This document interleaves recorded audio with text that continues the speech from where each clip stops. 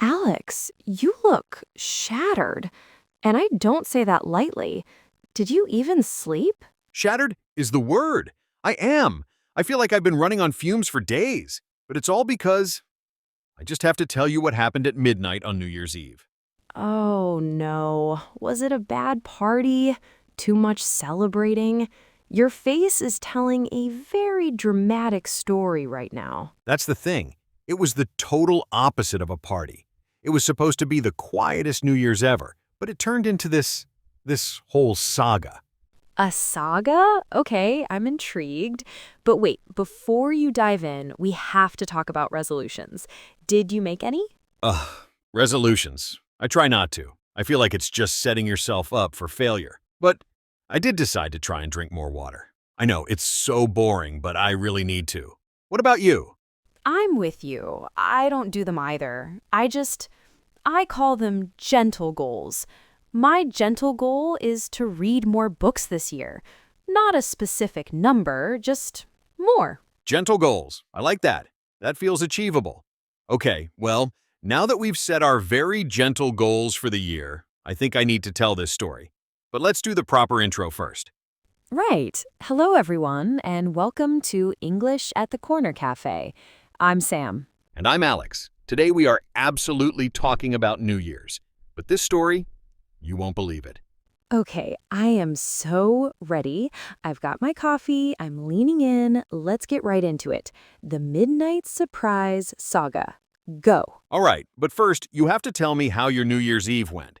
I need a baseline for what a normal, peaceful New Year's sounds like before I tell you about my adventure. A baseline. Okay, fair enough. Mine was honestly lovely. Very, very quiet. Just 5 of my closest friends came over to my apartment. That sounds perfect, low-key. Exactly. We didn't do anything crazy. We ordered a couple of pizzas. I made a giant bowl of popcorn with way too much butter. You know, the works. And we just watched old movies. Oh, old movies? Like what? We started with When Harry Met Sally. A classic, you have to. It's the best New Year's movie. Right? It's basically a rule. And then we watched some really cheesy action movie from the 90s with like terrible special effects. We just laughed the whole time. It was perfect. Very calm, no drama, which I'm guessing is not how your story goes. Laughs. Oh, not at all. My night had, well, it had drama and a level of awkwardness that I don't think I've ever experienced before. Tell me everything. I am living for this. Okay, so, like you, I planned a really quiet night. The whole idea was just zero stress. It was just me and my family at home. My parents, my sister, that's it. Just family? That sounds so cozy and nice. Right? That was the entire plan. We made a big dinner together. Ooh, what'd you make? We made this amazing pasta with a spicy tomato sauce, a big salad, and for dessert, my mom made her famous chocolate cake. Wait, not the chocolate cake?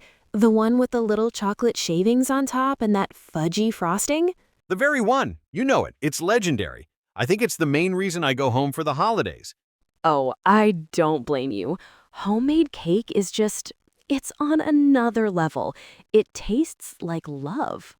It really is. So, we ate this amazing dinner. Everything was totally normal. We were just sitting in the living room watching the New Year's Eve broadcast on TV. It was perfect for a while, until about 11:30. Uh-oh, there it is, the turning point. What happened at 11:30? So, we hear this knock on our door, and not a normal knock. It was a frantic, loud knock, like thump, thump, thump, thump, thump. A frantic knock at 11:30 at night? That's unsettling. Yes, 30 minutes before midnight. We all just kind of looked at each other like, who could that possibly be? It was my neighbor from the apartment down the hall, a guy named Mark. Okay, a neighbor. And you don't know him well? Not at all. Just the, polite nod in the hallway kind of thing. He's maybe in his 30s, always looks a little stressed, and he was just standing there in a t-shirt and sweatpants, shivering. He looked totally panicked. Oh, poor guy. What did he want? He's just standing there, shifting from foot to foot, and he goes, I am so sorry to bother you, but I have a really big problem. Oh no, my mind is racing. What was the problem? He forgot his keys. No. Yes, he went out to take out the recycling or something. The door clicked shut behind him, and boom, keys inside, wallet, phone, everything. He was locked out on New Year's Eve? That's the worst timing in history. Completely locked out. And to make it worse, his wife was inside, fast asleep. She was sleeping already? Before midnight on New Year's? I know. He said she had a long week, so she went to bed early. And apparently she's a very deep sleeper. He said a fire alarm wouldn't wake her up. She didn't hear him knocking. So he did try knocking first? Oh yeah, he said he knocked and knocked and knocked for like 10 minutes. She didn't wake up. That is a nightmare. That is my actual nightmare scenario. I know, right? So he was out of options. That's when he came to us. Wow. So what could you even do? Well, my dad, you know how he is. He jumped into action mode. He gets out his phone and starts Googling emergency locksmiths. A locksmith. Right, the person who opens locks for a living. Good idea. Smart. We thought we had it solved, but my dad calls the first number, and the guy basically says, "Are you kidding me?" He said, "Dad, sorry, I can't possibly come out tonight. It's New Year's Eve. I'm completely booked." My dad was like, "I'll pay you double." And the guy on the phone goes, "Sir, I could be a millionaire by morning with all the calls I'm getting. I just can't." He said no? Wow, I guess that makes sense, but still. So you were back to square one. Totally. And at this point, the neighbor, Mark, looks like he's about to cry. So my mom just stepped in and said, "Well, you can't stand out here all night." We invited him inside. You invited him into your apartment? To your family night? We had to. We said, "Look, come in, have a seat, wait with us. It's freezing cold out there." That was so genuinely kind of you guys. Well, you can't just leave someone in the cold, you know? So he comes in, super apologetic, and he just sits on our sofa. And my mom, being my mom, immediately puts a huge slice of cake in front of him. The legendary chocolate cake? The very same. So there we were, me, my family, and this neighbor we barely know, eating cake and watching the countdown clock on TV. So you literally celebrated New Year's Eve with your stranded neighbor?